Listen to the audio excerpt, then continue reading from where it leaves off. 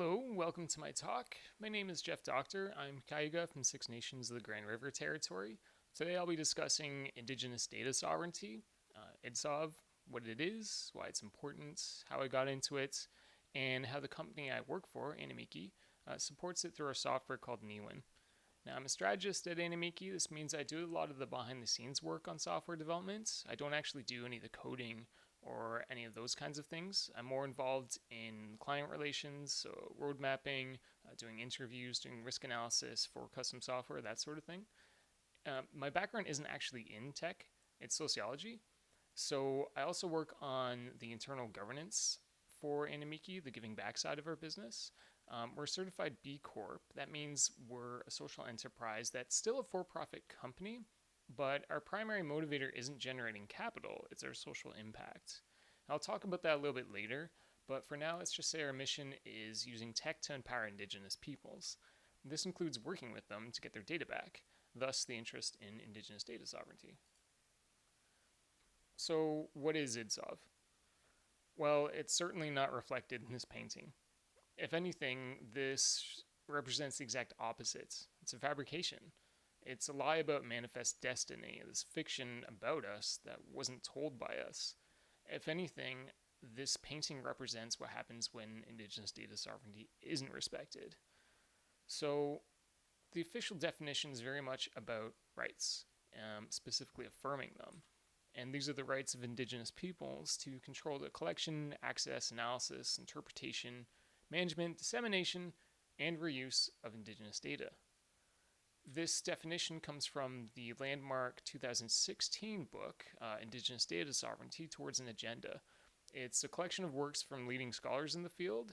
It's really the best go-to for any official definitions. It really established the term Indigenous Data Sovereignty at a very high level and frames the discussion in a really good way that I highly recommend you go check it out. So, I do want to say one thing that Indigenous data sovereignty, to me at least, is an inherent right. It goes along with the rest of our inherent rights, and only relatively recently have we come up with it as a common term and a definition to describe something that's really always been there. So, like the rest of our inherent rights, to our lands, to our waters, to our resources, to the various things that have always been ours, regardless of whether settlers are here or not, it's the same thing with data. We've always had it, we always will have it, and because we've always had our sovereignty that we've never ceded, well, we also have sovereignty over our data. However, due to colonization, this inherent right hasn't been respected for a very long time. So this leads to a big aspect of our contemporary lives. There's this saying you sometimes hear in tech of what gets measured gets valued. So this image is from the census of 1871 in, I think, Upper Canada, I guess what is now called the province of Ontario in the Dominion of Canada. Yeah, I don't know if a lot of people really remember this, but Canada called itself a dominion when it was created, super imperial. And we've always been an imperial resource colony, but the rebranding of Canada has turned it into this nice, happy, fuzzy peacekeeping state. But quite frankly, like manifest destiny, it's another lie. Canada has a very long history of genocide, and this includes using data against people, especially Indigenous peoples. And the census is actually a pretty interesting example of this. So, as you can see here, they've literally erased our identities. Now, Haudenosaunee, my peoples, were called Six Nations because we're literally a confederacy of 6 different nations: Mohawk, Oneida, Onondaga, Cayuga, Seneca, and more recently Tuscarora. Yet you can see here that sometime after this initial record was created, someone literally came and crossed out these nations and replaced them with the word Indian. So this is interesting because even in my own case, I often get asked where my last name comes from. The name doctor seems to be kind of abnormal. Every time I buy groceries, people are always saying, hey, if you became a doctor, you'd be doc. Yes, I know. So I thought, what would happen if I just kept digging into the census records and try to figure out where the heck this name actually came from? And it turns out that this might actually be it. I'm not entirely sure, but there's a lot of Isaac Doctors in my family. It's a pretty common name, and we have the tendency to pass the same name down through the generations. Yet, here you see he's listed as a quack doctor who couldn't read or write English. Um, and the really amusing part is that just above it, you can see that there's someone else. This is the same reserve, but a different page on the records. You have an English person who was listed as his occupation as Doctor of Medicine. So when we're talking about what gets measured, gets valued, even something as seemingly mundane as a census record contains a pretty brutal value judgment. So, in so-called Canada, the Indian Act was passed about 5 years after this census. This is 1871. So, Indian Act came into effect, give or take, 1876. And it's possible that the bureaucrats just wanted to lump together everyone as Indians, because under the Indian Act, it was really created as an assimilatory tool. It's not meant to respect us as sovereign peoples. It's meant to fold us under the dominion of Canada, and not as actual members of nations in a nation-to-nation relationship, but as wards of the state. And so through the Indian Act, you get what's called Indian status. Now, in terms of data, this is actually very important because when you're registered as a, quote, Indian, and you have Indian status in so-called Canada, they issue you a status card, or more specifically, a certificate of Indian status.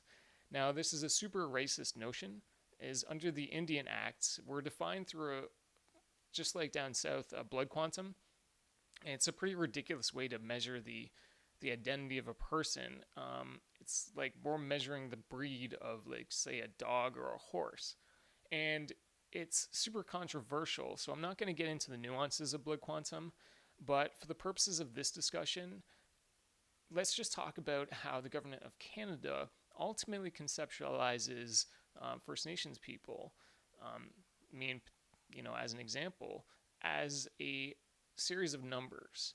So on my certificate of Indian status card, you actually see registry group number instead of nation.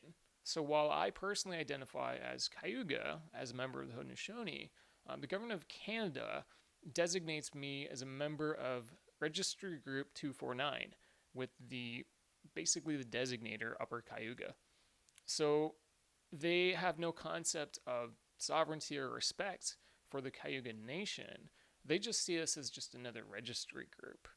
And within this registry group, they designate you with a family number. So in this case, I'm not going to list my family number, but the tag on it would be basically doctor. And then, like I said, I don't really know if that's a name that we gave ourselves or was given to us, or I should say forced upon us by missionaries, or I have no idea. But regardless, Canada doesn't really care about that. It cares about my family number. And that family number will help them determine my, quote, blood quantum. And I'm not super sure how all of this works. I've never actually worked for Indigenous Services Canada, which is the branch of the government that handles these things. And I've never worked for membership in a First Nation. I did work for the Songhees Nation in lands and housing, and so we did have to work on some membership stuff. But because I've never really had the inside view on how membership works exactly, you gotta take a little bit of this a grain of salt. It's just what I've been able to figure out so far. So the next part on my certificate of Indian status number is the position number. And so you've got your registry group, you've got your family, and then within your family you have a position. So I think when you get registered past a certain age, you get your own family number, and then if you have kids, then they get a position in that family. So I think because I registered when I was past 16, I have my own family number and my own position in that family. I think. Like, it's all a bit of a black box, and this stuff isn't clearly documented elsewhere, but I'm pretty sure that's right. But obviously, if somebody wants to correct me on that, I'm happy to learn. But regardless, this whole concept of Indian registration is ridiculously colonial, and the irony is that it also has some benefits because it creates at least some sort of standard, some sort of almost identifier to. Oops, wasn't supposed to click that. It creates basically an identifier that can, quote, prove that you are who you say you are, that you have a claim to this identity as First Nations person, and it's validated by the government. Now, I'm not super sure how this works down south of the imaginary lines. My understanding that tribes themselves control this information, but in Canada, it's backwards. Basically, it's the federal government that gets to, quote, determine who is or isn't First Nations. And I'm not talking about Métis or Inuit people. That's a whole nother aspect, legally speaking, of indigeneity in so-called Canada. So really what I'm talking about mostly in this discussion is First Nations people who fall under this Indian Act. So under this Indian Act, it gives you your status number, and then let's say you want to apply for a job, or you want to gain access to some sort of programming from your bands or your nation.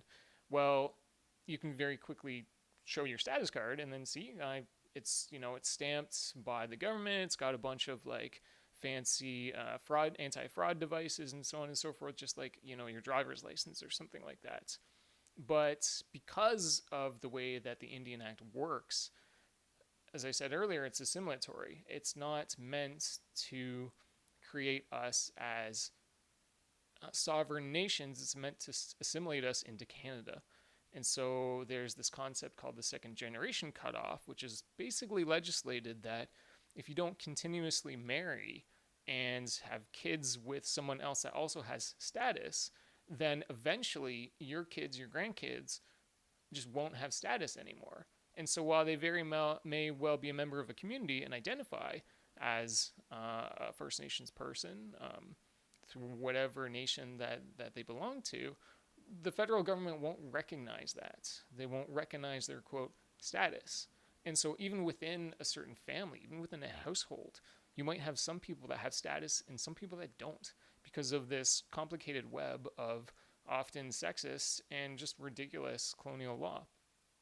So one of the big challenges is how can we create a data system that still respects the way that people want to identify themselves, but still has some sort of way to validate that experience with the community that they're claiming to be a part of. And so far, we're relying on these status cards, but it's clearly a problem. Now, that said, this leaks into so many other aspects of Indigenous data, including research data, statistics data, health data, census data. All of these measurements about us, it's very difficult to determine the validity of those findings because if it's based on self-identification, and a lot of folks don't necessarily understand what it means to be Indigenous. They may get an Indigenous identity mixed up with the concept of like heritage, meaning that if the form asks, hey, do you have Indigenous ancestry? Well, you might think, well, I heard, 4 generations back, I might have a grandmother who may or may not have been First Nations, and so yeah, I've got ancestry, and you tick it off on the box. It's fine, whatever, but that's very different than somebody who has direct current contemporary ties to an Indigenous community, that they claim that identity, and then that community claims that identity, like claims them. So if a researcher or somebody collecting data doesn't understand these different nuances, and worse, has no way to validate those persons' claims to indigeneity, then how do you know that any of that data is ultimately valid? If it's, its core identifier, the person it's related to, that's a pretty big variable that is hard to determine. So we see this all the time, including in this hilarious slide. So we've probably all seen this by now. It was memed to death basically already by Indigenous folks, but it's basically a very interesting example of what happens when Indigenous data sovereignty isn't conceptualized of or respected. So the thing is, remember when I said that whatever gets measured gets valued? Well, this image is an example of that. It demonstrates an aspect of white supremacy, this notion that you have certain, quote, races, and then if something doesn't fit nicely within that box, then it becomes other or something else. And in this case, pollsters couldn't even bother humanizing somebody that deviates from their perception of whatever it is that's normal. And this is a huge problem in any data about any kind of peoples. So it's not exclusive to Indigenous data sovereignty, but it's certainly a big part of it. And I'm not going to get too much into the nuances of the statistical side of things. That's well covered elsewhere. So I'll just give kind of a brief overview about what I even mean by Indigenous data.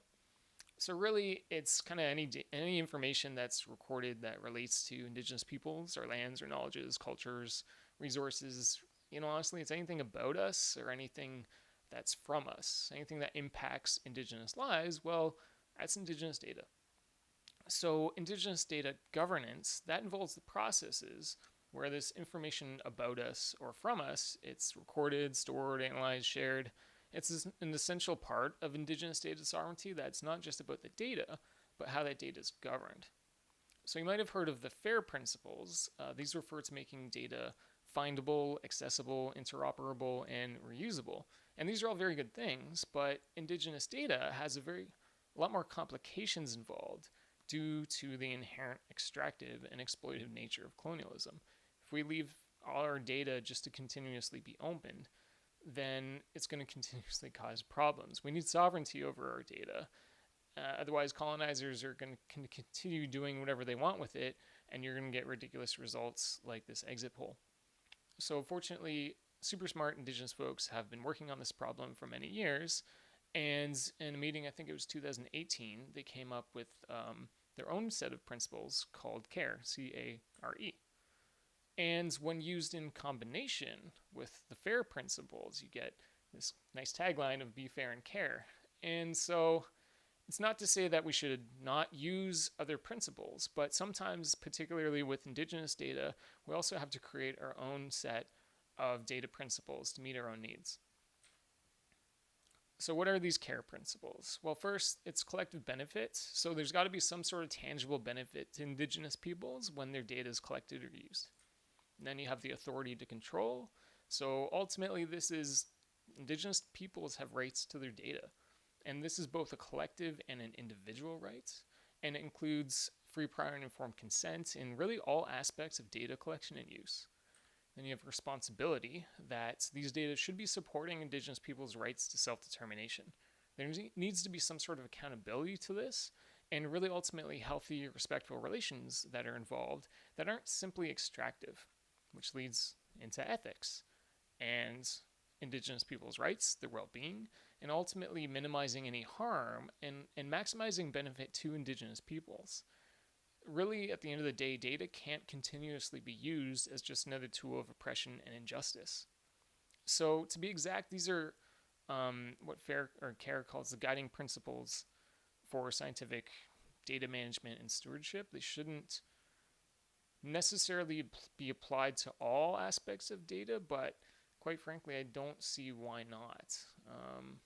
They're very good kind of guiding principles, and I don't have time to get into them much further here, so I'll just point to the Global Indigenous Data Alliance at the website there, gita-global.org.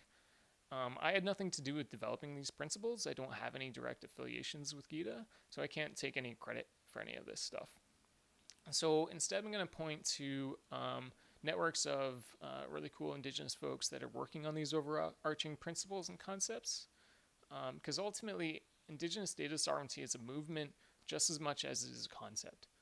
So I really recommend checking out these other networks for further information based on your territory. So if you're looking at so-called New Zealand, so-called Australia,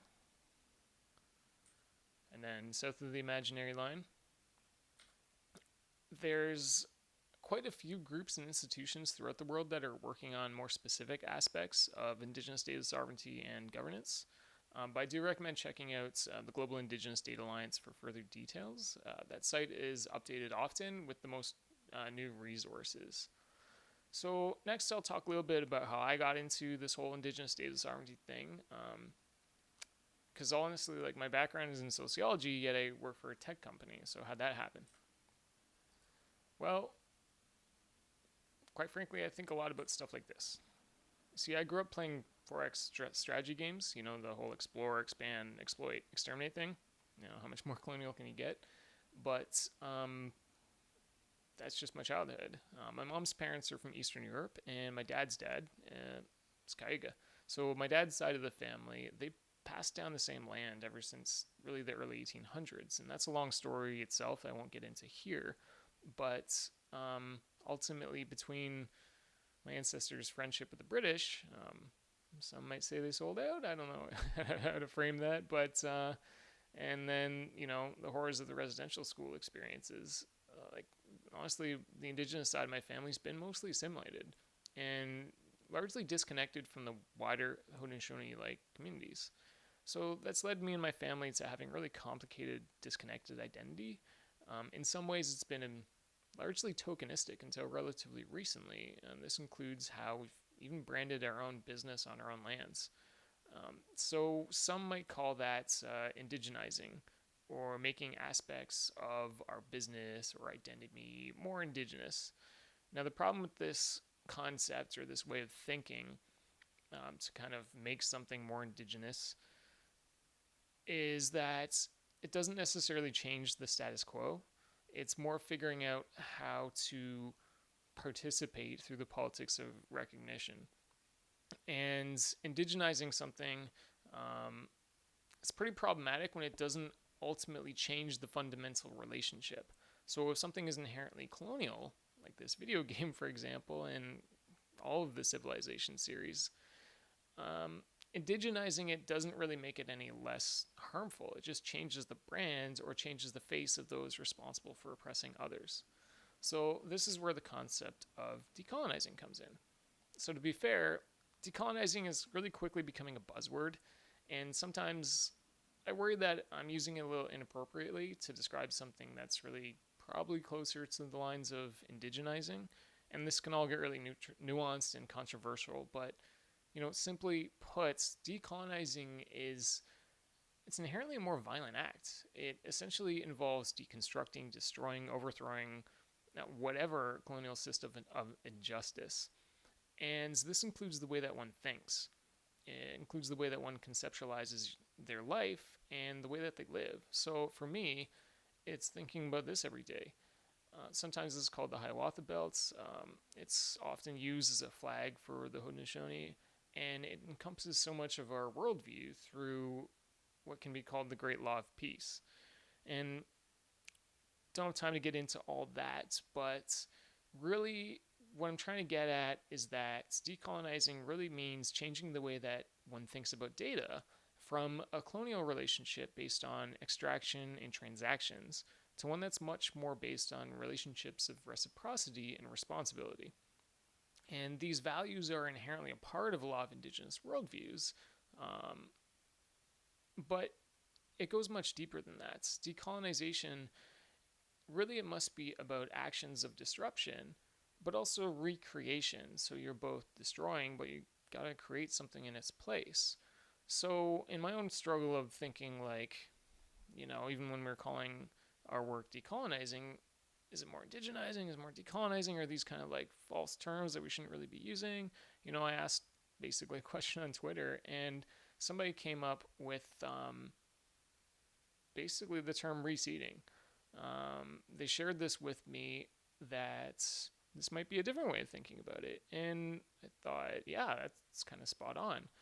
And it's something that, land defenders are doing all the time. And this includes back home at my own home territory, Six Nations of the Grand River, at 1492 Landback Lane. they're not only stopping an illegal housing developments, which is illegal under both Canadian and Haudenosaunee law, quite frankly, but they're literally reseeding the ground that was stripped bare. And the rebuilding community in a space that was planned to be just McMansions full of settler neighbors who honestly would never really know or even care for each other. So they're exercising the rights to sovereignty, but they're doing so based on old traditions. And this is important because sovereignty, including Indigenous data sovereignty, it needs to scale. So this leads me to my time with Animikii. As I said previously, we're an Indigenous company that serves to empower Indigenous peoples through tech. The company was started by Jeff Ward in 2003 to build websites and generally help out Indigenous organizations and communities with their basic tech issues. By 2014, Jeff realized he really needed his own content management system. It just wasn't really an effective use of his time to continuously recode websites for clients when they just needed to make minor changes. They needed a way to do it themselves. It's not quite data sovereignty, but it's a step in that direction based on the tech that was available. By 2010, Jeff was doing more complicated custom software projects. This includes the big one we still work on today, Sanya's Cultural Safety Training. It's an e-learning platform, and it's also not quite data sovereignty, but it's very much in the theme of nothing about us without us. And by 2015, Jeff, he started hiring more staff and started basing it on the Songhees Nation. And doing so was a way to build ties and relationships with members of the community, and they started the Innovation Center to support other Indigenous entrepreneurs. This gave us a hub to develop more tech ecosystems, and that's how I actually met the company. I was working down the hall for Songhees Nation as their land and housing coordinator. Jeff and I would bump into each other from time to time. We'd chat over coffee. It turns out we were thinking about the same things in regards to Indigenous data sovereignty. We just didn't really have a name for it at the time. Because I was spending a lot of time digitizing files and really figuring out how we can make better policy decisions based on good data.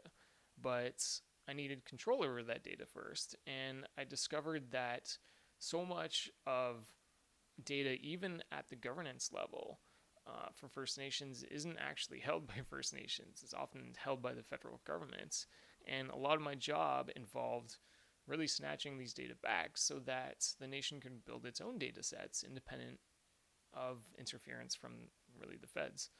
So fast forward to today, I'm not working for Songhees anymore. I'm now with Animikii, and we're up to almost 20 full-time staff. Our biggest challenge is managing between these poles of bringing in revenue and our social impacts, trying to do so in a way that we can still afford to operate and pay our staff fair wages without really taking too much, charging too much for our services. And this is a big challenge that can be called managing polarity. Jeff wrote about it in our blog. It was called Wings of a Bird, Managing Polarity. As far as I know, there's not a lot of Indigenous tech companies in this space that we can look to for guidance. So we really need to carve out this path on our own. So it begs the question, how can we not only be an Indigenous tech company in terms of ownership, but also action and social impact?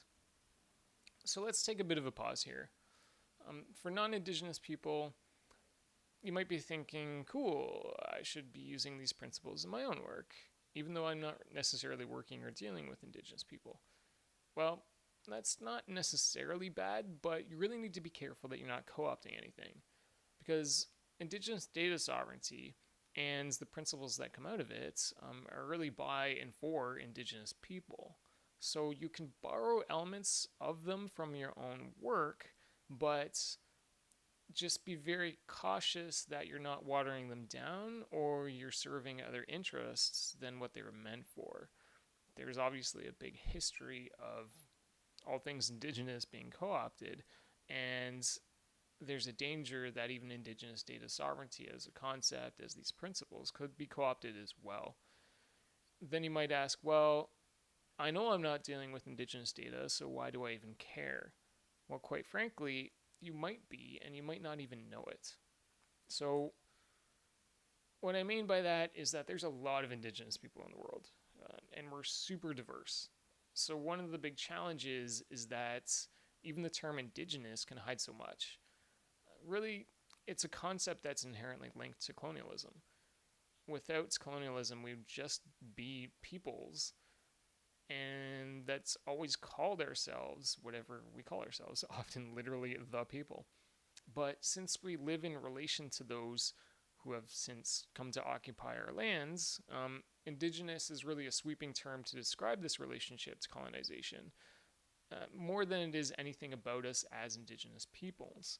Now, this is super tricksy when it comes to data because we're really hard to count. And so I've seen estimates ranging anywhere from 370 to 500 plus million indigenous peoples in the world.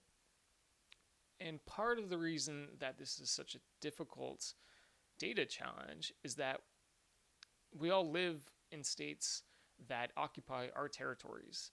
And it's often these states that come up with these numbers. And quite frankly, colonial states have an interest in erasing us, either literally through genocide so that they can take our land, or through data so that they can justify taking our land. This goes all the way back to the notion of terra nullius, that there aren't indigenous peoples making use of land in a way at least that colonizers saw fit. So colonizers then deem that they have the right to take it. It's ridiculous, but quite frankly, that basic fiction of terra nullius is still with us and embedded in so many colonial legal structures even to today. So, I mean, almost half of the world's land is either held by indigenous peoples or we have some sort of direct relation to it. That's half the world. And while I won't break this down, like this map, all the colors on it really indicate, well, I'm not going to get into it. You can check it out at landmarkmap.org because it's obviously super complicated. But just I wanted to use this image just as a quick demonstration of just seeing that just states that you might not even conceptualize as having any relationship to indigenous people. I'm pretty sure they do. And really, when it comes down to it, no matter really where you live in this world, I can almost guarantee that you have some sort of relationship to either indigenous lands or indigenous peoples. And this is very interesting because statistically speaking, of this land, of this basically 50% of the land that indigenous people have a relationship to, it's where 80% of the world's biodiversity remains. So if you work in any environmental field, anything based on resources or anything involving energy, transportation, infrastructure, quite frankly, most things, you're probably going to be somewhat dealing with indigenous peoples and their lands. You just might not know it.